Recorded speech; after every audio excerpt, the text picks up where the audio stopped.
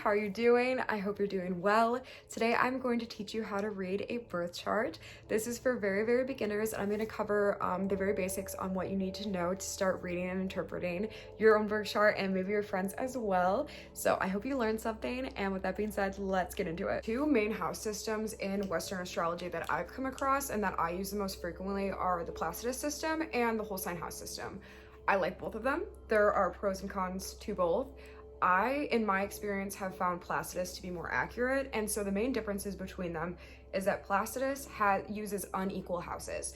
So one sign does not exclusively belong to one house like it would in the whole sign house system, because when we hear whole sign / like equal houses, that's what it's referring to, is because one sign exclusively belongs to one house.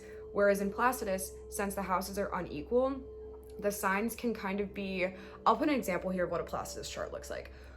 The signs are kind of like split between some of the houses sometimes, if that makes sense. Those are the main differences between it. As you're kind of going through like learning about astrology, you will find what is better suited for you. I follow plenty of astrologers that use the whole sign house system primarily, and I still think it's a really great system. I think that it can be just as accurate as Placidus, but for me, when I'm reading my birth chart, I think that Placidus is the most accurate. So let's talk about the houses. I'm going to be constantly looking down at the notes I wrote because I want to make sure that I didn't forget everything. And I will put a little cheat sheet right here for what the houses represent. But first, starting off, we have the first house, which is always going to be your rising sign. It's always going to be your ascendant. It is the house of self. It is the house of appearances, beginnings, first impressions with people. So we always have the rising sign governing that house, whether it's the Placidus system or the whole sign house system.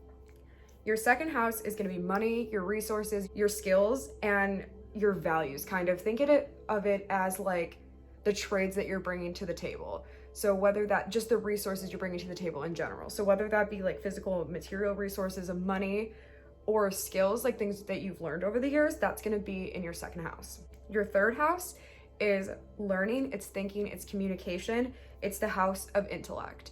So this would be a house where it shows like your communication style with people. It shows how your learning style, like how you absorb information. The fourth house is the home, it's the family, it's the roots. It's also feminine energy because it's essentially like the house of nurturing, because it's tied so closely to our home and our family and like where we come from or where we are now. The fifth house is the house of romance, love, joy, and play.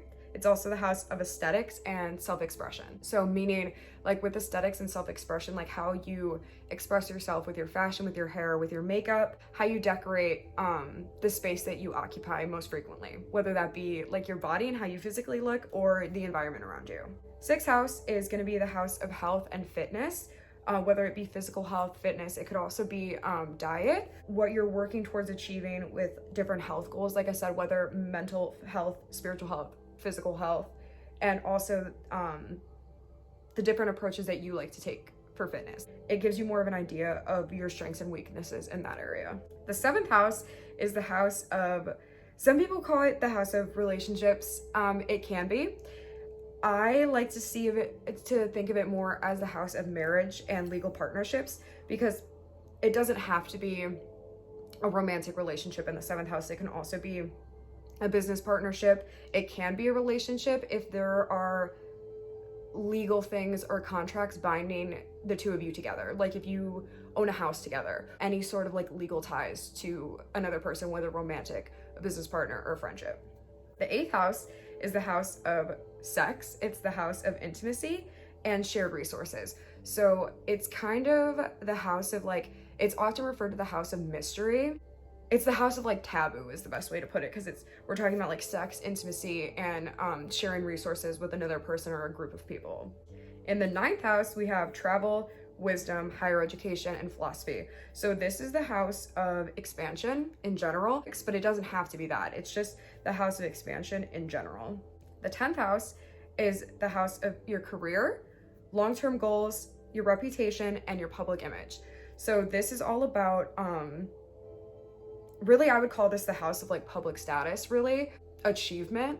If we're calling that ninth house the house of expansion, I would say that this is probably the house of like achievement, because it's talking all about your career, your long-term goals, like what you want for the future, and how the public perceives this, how your colleagues perceive it, how your viewers perceive it, how your followers perceive it, depending on what your career path is. The 11th house, we have groups, friends, and social awareness. So this is the house of socialization, I would say.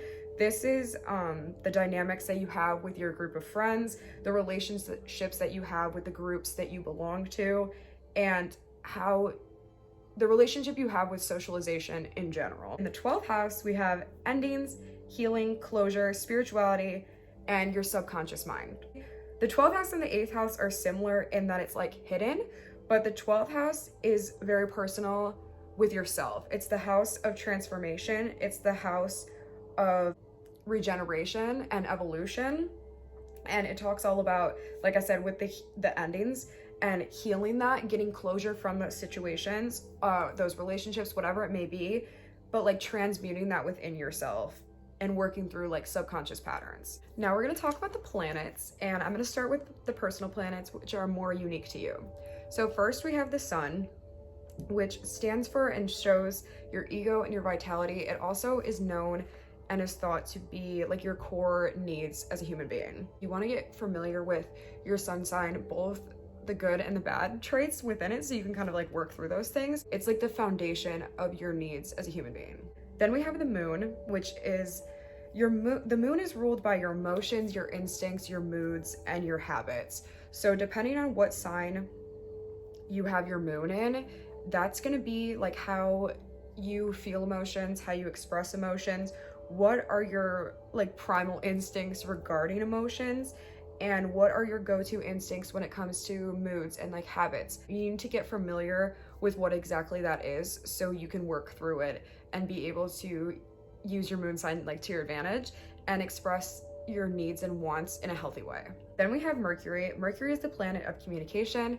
It's the planet of learning, the planet of thinking. It's all about like your learning style, how you communicate with people, and that your Mercury and your moon working together with, like I said, like communicating your emotional needs to people. Your Mercury sign is going to be a great piece within that. And having like a strong Mercury, where you're able to see like your strengths and weaknesses in that area of your chart, that working with your moon sign is going to be the best way for your relationships to grow and blossom, because you're able to healthily communicate your needs and your wants to another person without being cagey or toxic about it. Then we have Venus, and Venus is obviously the planet of love, but it's so much more than that. It's so much more than just being the planet of love and romance. It's also the planet of pleasure and aesthetics and self-expression. So your Venus sign is going to show like your love style. It's going to probably show your love language, again, in working with your moon sign. In my opinion, is such a central part of your chart. So your moon sign working with your Venus sign is going to give you an idea of how you need to be loved, what your love language is in receiving, and what your love language is in giving. And more than just like love language, it's also going to show you what makes you feel most comfortable with your personal style, with self-expression, and how you like to decorate like the interior of your house. Mars is the planet of aggression. It's the planet of sex. It is the planet of competition, desire, and action. So Mars tells us Mars in combination with Mercury is a great way to look at how we fight with people. If we're communicating with another person, our aggression style, really. Mars is also the planet of sex. It can tell you what you do and what you don't like sexually. It shows you your strengths in what you desire and how you're going to take action to get there. Those are the personal planets. Now we're going to move into the social planet. Jupiter is the planet of luck. It's the planet of growth, achievement, and expansion. I love Jupiter. Jupiter is very widely loved within the astrology community. Jupiter is the planet of abundance. It is the planet of luck. It's going to show you what areas of your life that you're more lucky in. These planets here, like when we're talking about the social planets with Jupiter and Saturn, and when we're talking about the generational planets, the house placement of these are very important, because the sign that they're in is not going to be so much unique to you as the house placement will be. So if you're looking like at your Jupiter and seeing what sign it's in, also see what house it's in, because it's going to show you the area of your life where you are naturally blessed in. And then we have Saturn as a social planet. Saturn is widely disliked in the astrology community, but I think Saturn gets a bad rep, honestly, because these things are definitely necessary. Saturn is known as the Lord of Karma. Saturn is all about boundaries, limitations, structure, responsibility, and authority. Saturn is here for you to take responsibility for what it is you want in your life. So then we have generational planets, and these are exactly what they sound like. They affect an entire generation. So we have Uranus, which is the planet of eccentricness. It's the planet of liberation, rebellion, individualism. Really see, it's interesting, like when you look at the different generations, like the big themes of them are coming from these planets here. So the Uranus piece of it's kind of going to be with the rebellion. It's going to be like, oh, why can't I do that in whatever area it is? We have Neptune, which is the planet of illusion or delusion. It's the planet of imagination, dreams, and escapism. Neptune also gets a bad rep. I think Neptune can really be a beautiful thing as well as a very, very toxic thing. So if you have heavy Neptune placements in your chart or heavy Pisces placement, you really need to work on balancing like escapism with real life, or else it can turn very unhealthy very quickly. Finally, we have Pluto. Pluto is all about power, transformation, rebirth, and it deals a lot with your shadow self. So Pluto is a great planet to look at and see what house it is in your chart, because it will tell you where you're going to be transforming the most and where regeneration will be like constant in that area, shedding like old layers essentially of like what wasn't serving you. Now we're going to get into other important placements. So there are a lot of different placements that I did not include in this that you can look at. I think these are the most important for when you're first learning to read a chart, so I don't want to confuse you too much. So we have the ascendant, which like I mentioned earlier is always going to be your first house. Your ascendant is the first impression that you make upon people when you meet them. A lot of people refer to it as your mask. I wouldn't necessarily say it's a mask in the sense of like you're being fake. I would say it's a mask in the sense of like that's you, but like on a very shallow level. Like you're not interacting with people long enough for them to see that you're so much more than what they're getting from you right now. It also rules your appearance in general, but it can, like if you have like a certain, like if you have like an Aries rising, like you have really long arms, like a long looking body, like stuff like that, whatever it may be. So if you're interested in that, you can definitely look into like Google whatever rising sign and then like appearance and see if those features resonate with you. We have the asteroid Chiron, which is deemed the wounded healer. It deals with the inner wounds of your body, your mind, your spirit. You can learn a lot from your Chiron sign. Again, the placement in the houses is going to be most important here, but you do want to look at the sign as well to get like a more well-rounded picture of it. Only read about your Chiron sign if you're in a place where you're willing to be attacked by some of the stuff that has like wounded you in your life, because it will really show you like the areas that you've been hurt in and help other people. That's why the Chiron is referred to the wounded healer. Then we have Lilith, which is the dark moon. And this is the point along the moon's orbit that's the farthest from Earth when you were born. So Lilith deals all with your untapped potential, your primal energy, your feminine power, repressed anger, and your shadow self. So your Lilith sign is really interesting too, because you can see maybe some of those toxic traits that you have, or again with the repressed anger, like how that comes out for you. And then like on the flip side of that, seeing like what areas of your life you have untapped potential in that you can begin to tap into, which is really interesting. Then we have your North Node, which is deemed the point of destiny. Your North Node is the ascending node of the moon when you were born. It's your direction for growth, your greatest desires, and your soul's highest like emotional fulfillment. That's where you're going to find that. And again, with the North Node, it's not so much, you do want to look at sign, but it's not so much the sign as it is the house placement. Look at the house placement for your most specific direction. So you're going to want to do that, because the sign will give you like the overall energy, but then the house will give you a more specific theme of where you need to apply that in an area of your life. It's basically what your soul's goal is for this lifetime. And then with the South Node, it's often referred to as your innate gifts. It is the descending node of the moon.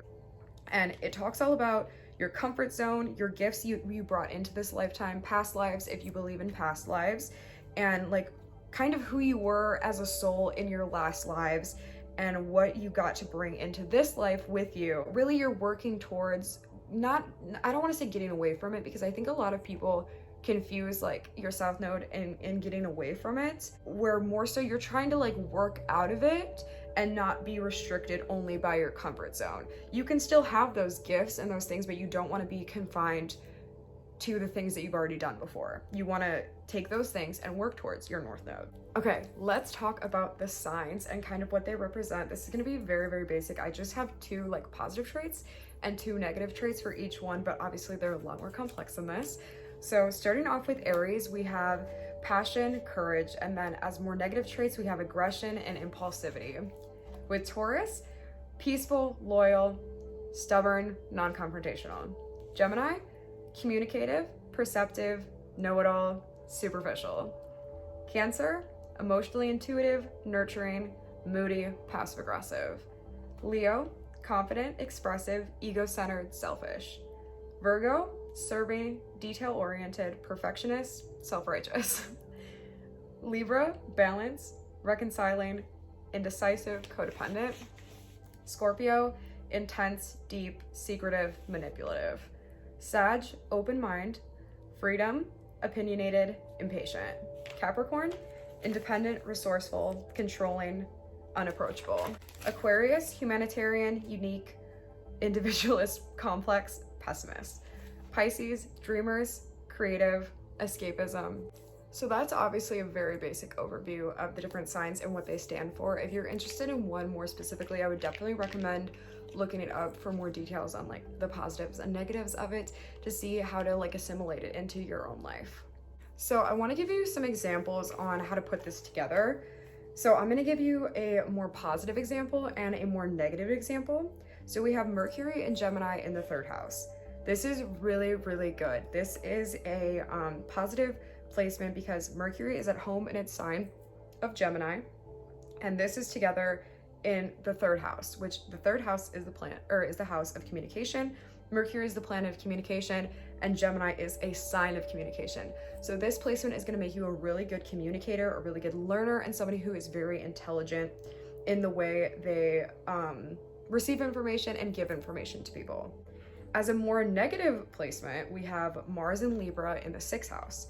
So Mars is what's called in detriment in Libra. And in detriment just means that the planet doesn't like the sign being there, if that makes sense. It doesn't work well together. Since Mars is ruled by Aries, Aries is a very different energy than Libra. So when we have a planet like Mars, which being the planet of aggression and passion and drive, with Libra being a planet of balance and keeping the peace and justice, when we have a planet like that in the 6th house of health and wellness and physical exercise, it's likely that someone with this placement would not be very motivated to get into like a physical routine or have like a dedicated health journey. They're probably someone that would struggle doing stuff with that because of the planet of Mars in Libra being in their 6th house. I really, really hope that this helped you understand how to read a birth chart a little bit better. If it did, please leave me a like and subscribe to the channel if you're interested in more videos like this. Thanks so much for watching. I hope you have a beautiful and blessed week.